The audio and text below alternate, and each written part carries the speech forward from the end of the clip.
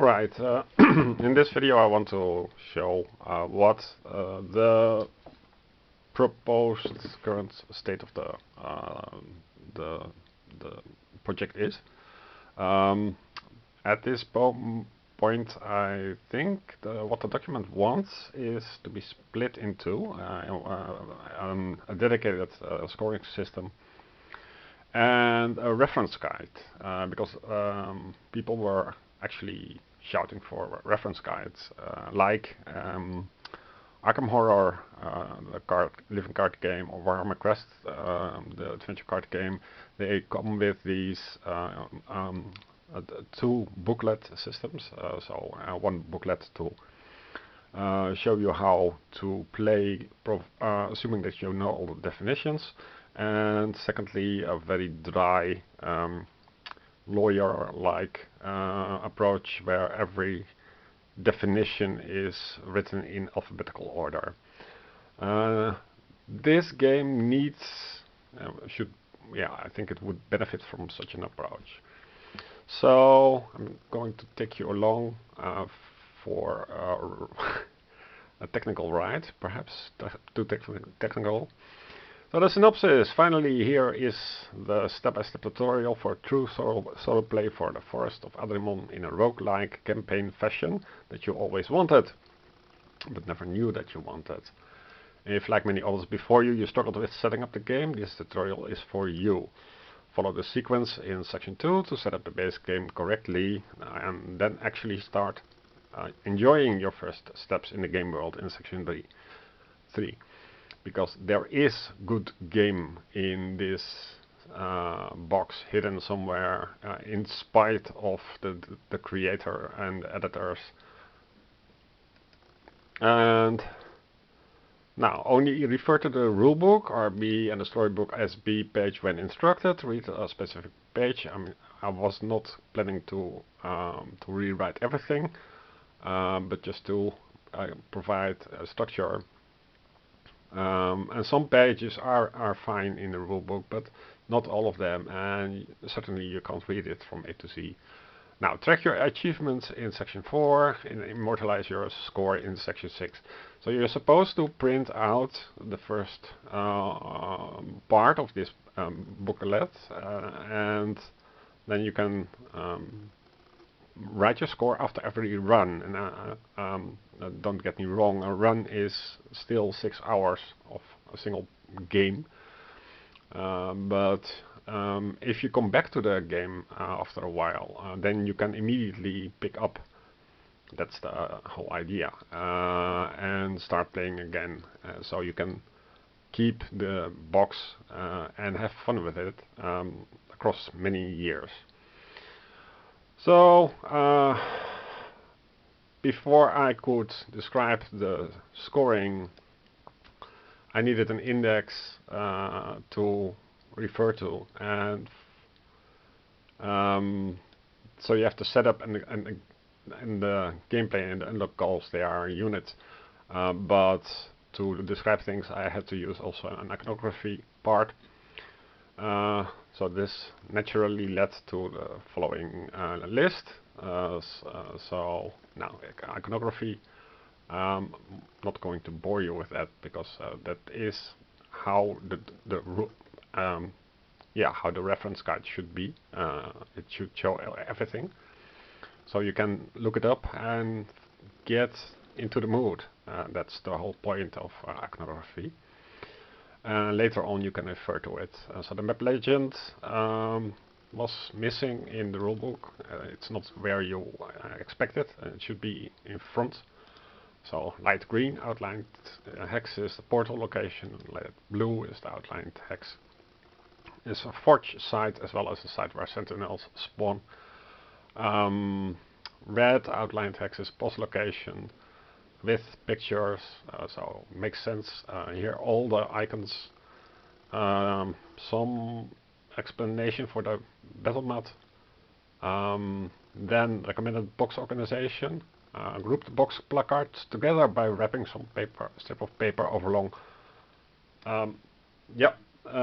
So that's what I did, because there are like 15 placards, and you constantly juggling with them, like this stuff.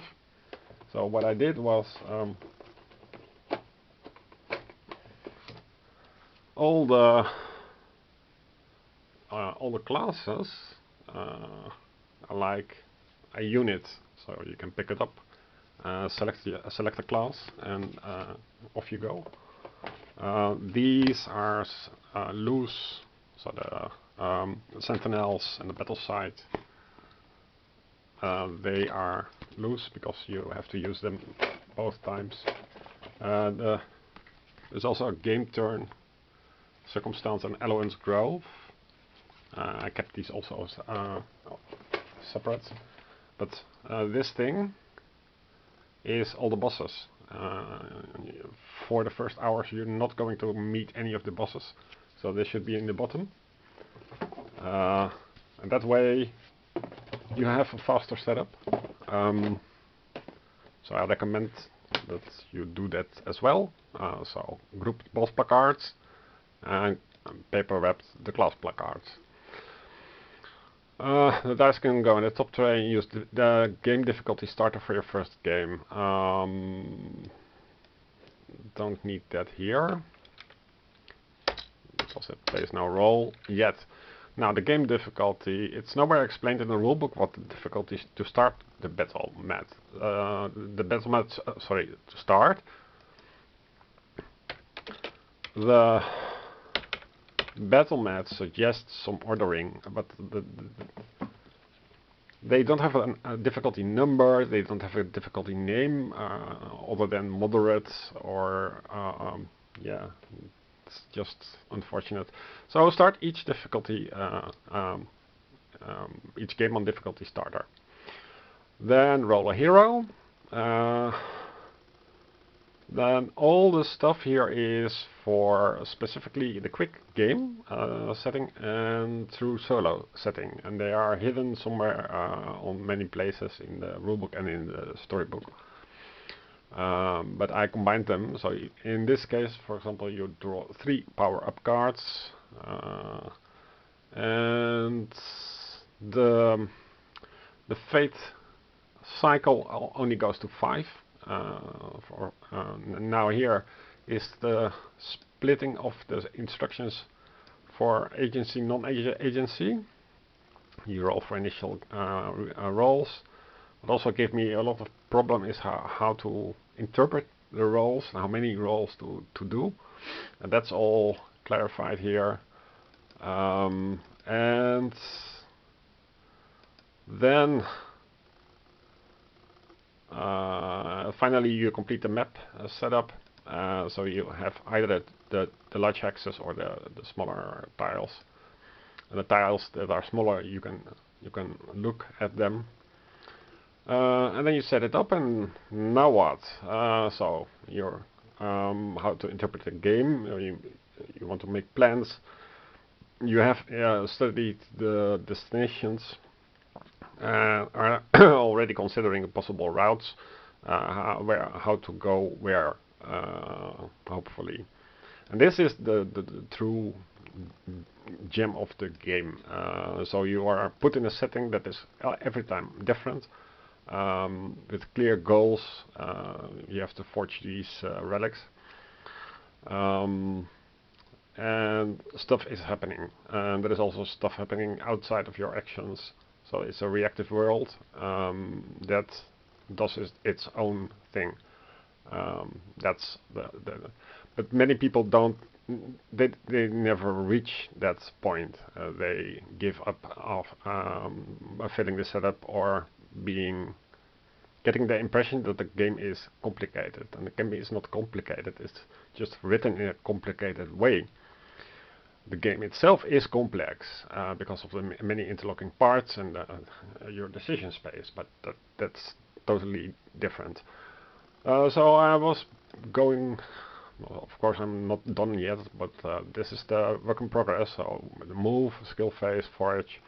But for example, for skill phase, there are many things that influence if the opponent is dangerous, or if if your skills are lower than the fate cycle, some things are out of fail, some things are automatic successes, and that's skill phase in the rulebook is not written this way. These texts are all everywhere, but not in where you expect them, and they don't reference the pages. Now, so for foraging, camping, then you have combats, of course, turn end. The difficulty I put in a separate chapter because it's very complicated to explain now. Difficulty effects, many difficulty effects. And now we come to the table that I was discussing. So the circumstance table, the context sensitive one.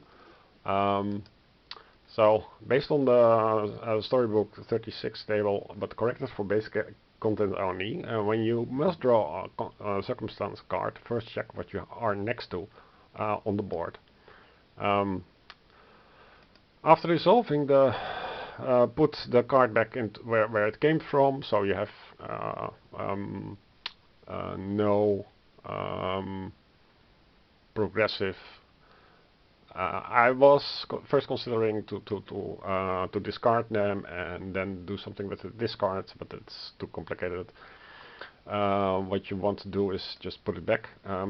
So roll a d10 on a hex roll. Consult the epic table below. The epic table is here, and it has all these nice things like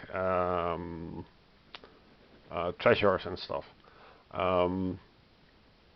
If you don't roll a hex, then you have to select the table depending on what hex you are in priority. First Acropolis, then adjacent to Athen City, then adjacent to Battlesite, and then on a forest, dark forest, marsh or highland. So if you are adjacent to the Acropolis, then you have to do this table.